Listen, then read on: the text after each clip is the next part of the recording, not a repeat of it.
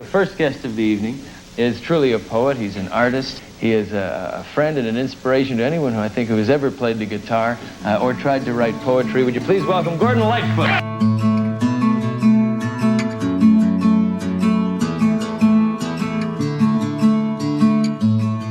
Out on the road like a low-down Joe, and the bar where we are is so cool I'd like to stay. Misunderstood like I knew I would be. The one I care for don't mind, she's built that way. I would gladly offer you my love in this hotel in somewhere USA. This is Carefree Highway Revisited, the show that celebrates the work of Gordon Lightfoot song by song, a proud member of the FM Podcast Network. I'm your host, Mike Messner, and along with me today is a fellow fan making his first appearance on the show from Perth, Australia, Jean-Paul de Gaye. Jean-Paul, thank you so much for coming on the show today. Thank you, Michael, and it's great to speak with you. Now, you and I tried to do this about a year ago, and because of distance and bad Wi-Fi, we couldn't make any sort of connection. So this episode is long overdue and long in the making. So I'm really glad that we were able to get it together. JP, tell me a little bit about your association with Lightfoot. How did you first get into Gordon's music? Well, in the early 70s, I had heard songs like I Heard You Talking in Your Sleep and If You Could Read My Mind. And all the time I thought, this is an interesting voice and one which is definitely saying something here. And can I tell you my Gordon Lightfoot story? Yeah, please. I left my home city of Perth on Christmas Eve, 1974, for a 6-month working trip, 1,200 miles north to the totally new and foreign world of mining in an isolated area where my anonymity would be assured. Now, included in my luggage was a record player, of course, and a set of headphones and 2 LP records, one of which was by this Sundown guy.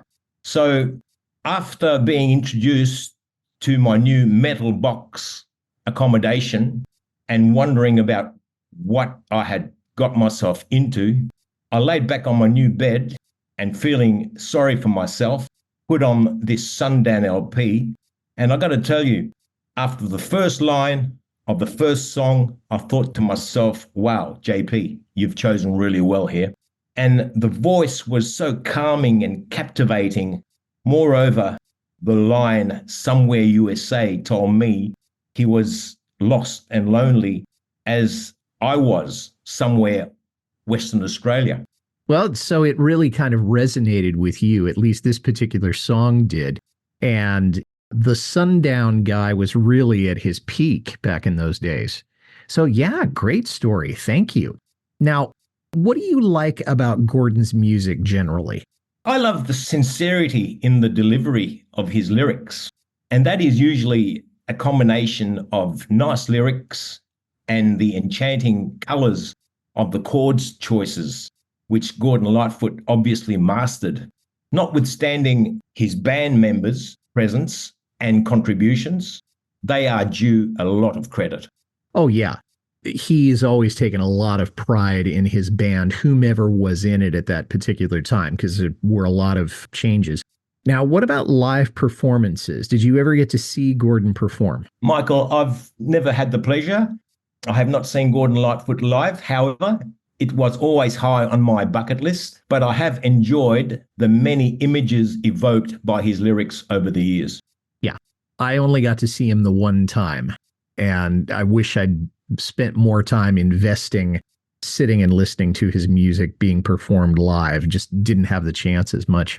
Now, you wanted to talk about Somewhere USA, and you talked about being lost and alone. And for you, it was Western Australia. For Gordon, it's him being on the road, away from home.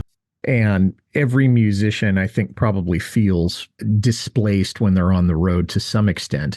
I think for me, I love it so much because it's a very simple song, and it's an experience that other musicians have talked about, but he's very straightforward. about how it felt. He's not romanticizing the road and saying, well, this is the greatest place in the world to go. He's not being Willie Nelson saying, I just can't wait to get on the road again. He's much more like Jackson Browne saying, you forget about the losses, you exaggerate the wins. And it's a very catchy song also. So for you, what would be the best setting to listen to the song? Would it be sitting at home? Would it be on the road in a car? What would be the ideal setting where you could just listen to this song and really have it wash over you? I have two in no order of preference. I like to be by myself, listening to Gordon Lightfoot, headphones, car, whichever. And my other preferred way of listening to Gordon is when I have my family in the car and all my kids are singing along. Oh, that's great. That's great. Yeah, I can relate to that because my son, when he was very young, when I'd be taking him back and forth from daycare, he'd always want to hear Carefree Highway. So for months, we played that song every time. Yeah. They know every word to Sit Down, Young Stranger. Yeah, that'll do it for you. I think for me, it would be, again, in the car, whether I had my family with me or not. But I would definitely not want to listen to it in a hotel because I think that would just be too cliched and I'd be trying too hard to recreate the experience that he was having. So, absolutely. Yeah, I wouldn't want to do that. Now, the genesis of the song, Nicholas Jennings doesn't mention the song hardly at all in his biography, and I can't find out anything specific about how the song got written. It's clear what the song is about and what got him inspired to write it, but I don't have any specific information about where he was or what hotel he was talking about. Do you have, JP, any angle on how the song got written?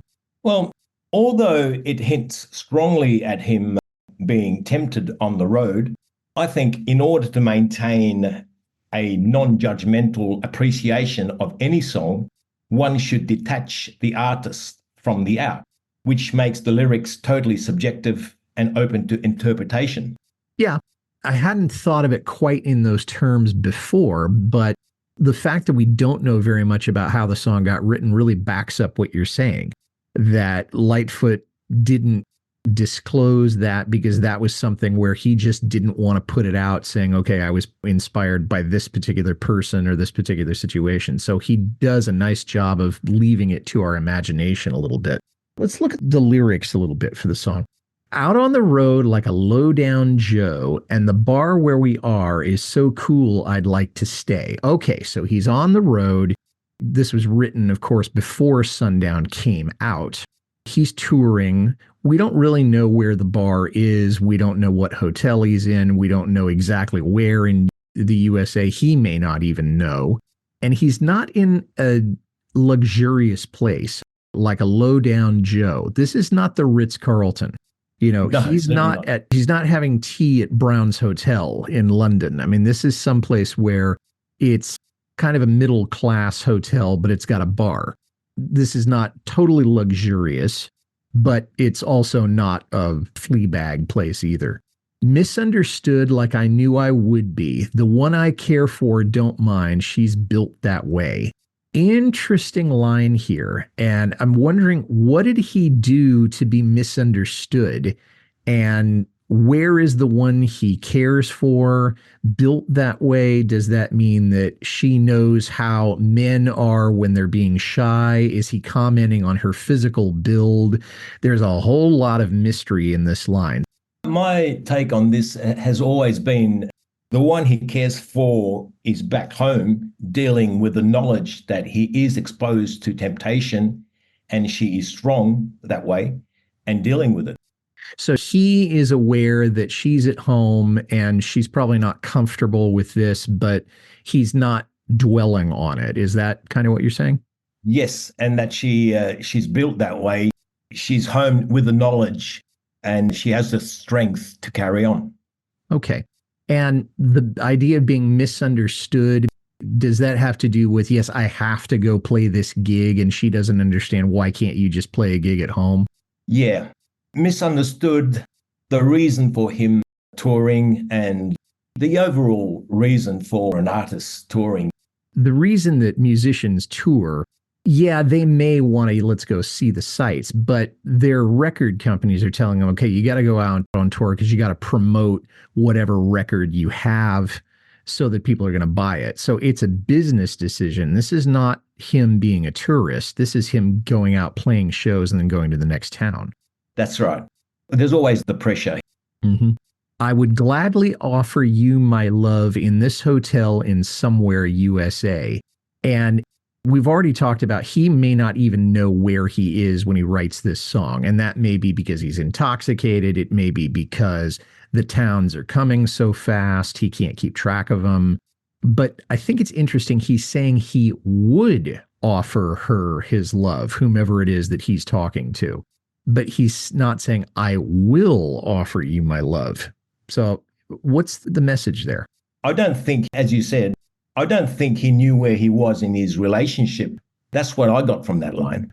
I think he was referring to his relationship, and I don't think he knew exactly where he was at the time. He still had things to work out.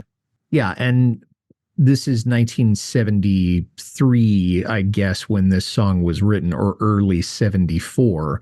So we can trace the chronology of his romantic relationships if we wanted to.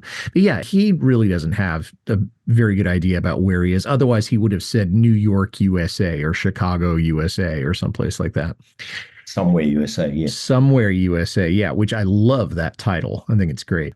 This rental car never went so far, but with each passing mile, one more dream has turned to clay. So rental car, okay, that is an economic move. A lot of bands in the 70s would do that, fly coach, and they'd get rental cars as opposed to getting limousines or something like that.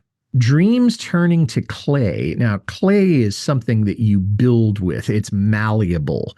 You can stretch it, you can extrude it, you can twist it, you can shape it all sorts of ways. But he's saying each dream has turned to clay. Does that mean that the dreams have come true, or have they become disappointing? What do you think? To me, turn to clay is something that has weakened and has died and no longer in use, because clay to me is not strong. He's not solid. So the dream is a little disappointing, maybe? Yes, definitely. That's what I read from that, exactly. Mm-hmm. Somebody once said you never should meet your idols because you'll only be disappointed. The dream has died. The dream has died, or at least he feels a little bit like he got a lemon out of this, which is a way of saying this is a disappointment. If not dead, at least not everything he hoped it would be. Yes, exactly. You're listening to Carefree Highway Revisited. We'll be right back after a word from a podcast partner or two.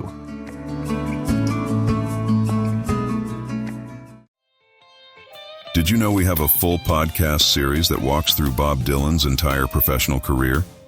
It's great for newer fans, or anyone who wants to take a thoughtful tour through the last 60 years of Dylan. It's called A Bob Dylan Primer, and it's a 16-part serial.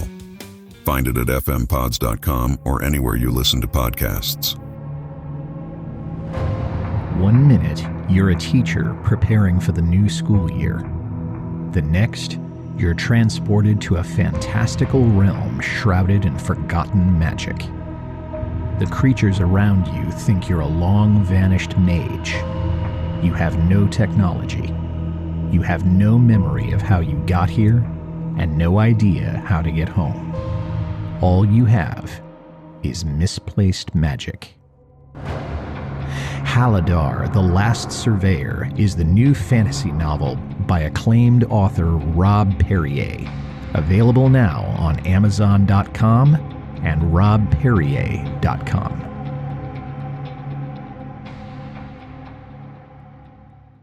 Now that we've met and your eyes are all wet, let me fetch my guitar. There's a song I'd like to play.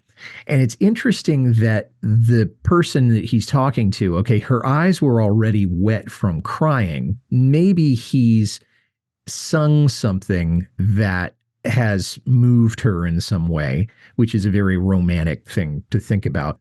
But now he's saying, I want to play you another song. And apparently she's not arguing. So all sorts of ways to go with this. Your thoughts on who this person is, why he's playing her a song or a second song? Is there a second song? He's speaking to the lady involved. Her eyes are wet from having heard his story and where she stands. She's not going to be a part of his life. But nonetheless, he will continue doing what he does, and that is to serenade this lady as he does countless others. So she's probably realizing that this is wonderful, but I'm never going to see you again. And I kind of think of the Carpenters song Superstar. He's going to move on and go to the next town and talk with another woman in another bar, and she's going to be there saying, don't you remember you told me you loved me? Yes, that's the way I've always read that line. Yeah, I'm not a huge fan of the Carpenters, but I thought it was a decent pop culture reference there. I would gladly offer you my song in this hotel in somewhere USA. Now, let's stop there for a second. Gordon spent a lot of his time in hotel rooms, a lot of his time on the road, and he wrote a lot of songs in hotel rooms. Ordinary Man is one of them. Hangdog Hotel Room is probably another. And I think what he's saying here, he loved the company of ladies. We all know that. And he loved serenading them. And I don't know how much of that was individually and how much of it was just, okay, any of you females who are out in the concert tonight, I'm going to be singing this, and a lot of the women would take it to heart. Anything you can add to that? I would gladly offer you my song is exactly that. He loves serenading ladies, and it means everything to him to serenade. So he feels a sense of achievement if he's able to serenade. You know, it's interesting you say that achievement, because the serenading in many cases is going to be a prelude to something else. But I think the fact that he loves to do it and that he's found one other person that he can focus on is probably a good way of looking at that. I'd never lie, well, you know I've tried, though you think it's the drink that has made me behave this way. And this is a little bit of a confession for him. He's been drinking. We know that he was an alcoholic for many years. We know he got sober in the early 80s. And I'd never lie, well, you know I've tried. I wonder why he throws that in here. Any thoughts on that? This passage makes more sense to me if he's talking to the one back home and saying, I won't lie. I've tried things, and you can't blame it on the drinking alone. There are other factors at play here, as you and I both know. So but once again, Michael, let's separate the art from the artist. Yeah, well said. Because it's interesting, because up to now when he's talking about, he's using the pronoun you, so he's talking to the woman who's right in front of him. But now it seems like he's turning back to the woman he's in the relationship with. There's a lot of that in that song where he's going to and fro. Yeah, and it doesn't make for a coherent story, but it does make for a fun song. Again, you know, separating the artist from the art and trying not to read too much into the verbs that he's using and just kind of let the song wash over you, like I've said before. One never knows where the good times go. If you've got some to spend, we'll do anything you say. He wants this person to stick around. He's lonely, as we've already said. He wants to be kept company for whatever is going to happen. No strings attached. Just please stick around. He doesn't want to be alone in his hotel room again. And so I think that may be my favorite line in the song, because he's really saying, you know, I'm lonely. You could almost, if you were doing a tweet about this song, that would be the one that I think I would use. Yeah, I think that line is hypothetical.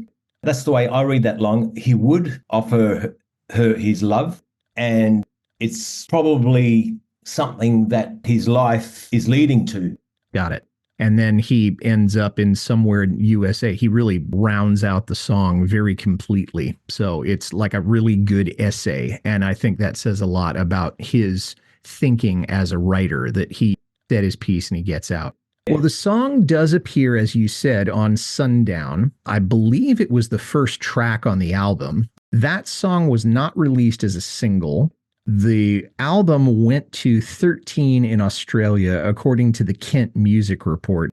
The record did go to number one in Canada and number one on the U.S. Billboard 200. It's the only time that Lightfoot's had a number one. And then the album went to number 45 in the UK. So, JP, I wanted to ask, what is your favorite musical aspect of the song? Now that we've looked at the lyrics, what about the accompaniment or the vocal? Anything there that really stands out to you? My favorite aspect of this song is its simplicity, simple structure, and the warmth, and what you can do with three chords, and what a beautiful, relaxing melody that can be expressed with the use of three chords. Yeah, and a fairly stripped down arrangement. I mean, this is not something where he's trying to be really complex. This is a song that it's not cerebral. I mean, it doesn't make you think too much. It's just one that you enjoy. And I think it's probably, if it is in fact the first song on the record, it's very strategically put there because it's not heavy right away. Instant relaxation. Yeah, perfect singer-songwriter kind of stuff. My favorite musical aspect of this is that it feels like New Kid in Town by the Eagles. I think it's the same key. It's close to the same tempo, and it's about the same kind of gentleness that you have there. Again, easy to listen to and fun to listen to. The musical aspect of it, it was a lot of the usual lot. Okay, Lightfoot was playing 12-string and doing lead and backing vocals. Red and Terry both played guitar on this. Red played electric guitar. Terry played acoustic guitar. John Stockfish was playing bass, which is interesting because by that time John had left the band. Gene Martinek played the Moog synthesizer. Jim Gordon was playing drums, and Milt Holland got some percussion in. So this is a pretty strong combination for a very strong record. And it shows in all of the songs on the album, really. Now, JP, when I was doing my research on this, I found out Gordon never played this song in concert. And I'm wondering why you think he stayed away from this. Well, because this song is one that can be easily misconstrued, and given the fact that there was discord in his relationship, there would not have been an appropriate time or place to play this song live, I don't think, because once again of his personal situation. I think what you're saying is that it kind of cut too close to the bone.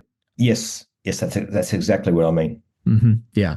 I can't find any official English covers of this either. Some people have probably just sat down and played it and then uploaded it to YouTube, but I haven't found an official cover. It was adapted by a Czech artist named Dusan Vankura, and I haven't listened to it because I don't speak Czech. I would have loved to have heard Jimmy Buffett cover this song, and he did have an affinity for Lightfoot, and I think he covered some other Lightfoot songs. Is there anybody that you would like to hear play this song, either who is no longer with us or someone today that you think could do a good job on it? I have two, if that's okay, Michael. In no order of preference, I have Johnny Cash, I think would do this song a great deal of justice, and Jim Croce, only because I love Jim Croce so much for his talents. Either one of those. And it's interesting that we both picked artists that aren't with us anymore, that there's nobody contemporary that we think could have done it. I couldn't think of anybody that I would want to do this, but when you're talking about Lightfoot, Cash, Croce, and Buffett, they lived in that time. Same era and in the same genre, and they're all in the great acoustic guitar jam room in the sky. Croce left long before he should have, and Cash stuck around a lot longer than anybody thought he would. JP, as we're sort of wrapping up here, any other closing thoughts on the song? We've talked a lot about it, but anything else you'd like to say? I would just like to say, Michael, like numerous others, this song has made Canada a place that I would dearly like to visit and bring those images that those lyrics have conjured to life.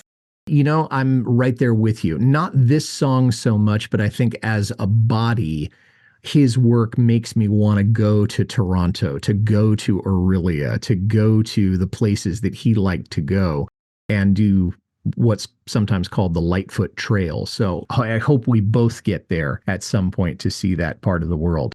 JP, this has been a lot of fun. It was long overdue, but I'm glad that technology came back and saved the show. So thank you so much for joining me today. Thank you so much, Michael. And thanks for listening, everybody. If you like this well enough to listen to the whole thing, tell somebody about it.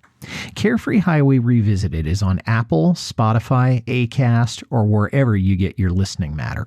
Our website is www.lightfootpodcast.com. I'd like to make a special request for you to visit my Patreon page. I love this show so much and I want to keep it going, and you're in a position to help. Please head over to www.patreon.com/carefreehighwayrevisited. $1 or $2 a month is all I ask. You can reach me, Mike Messner, at teachermike72@gmail.com. Well, our next episode will feature my guest Jeremiah Bronson from Ames, Iowa, and he and I will be discussing Harmony from the album of the same name. That will be coming out in early July 2024. Until then, for Jean-Paul de Gaye, this is Mike Messner reminding you, run for the roses, but don't forget to stop and smell them. We'll see you next time.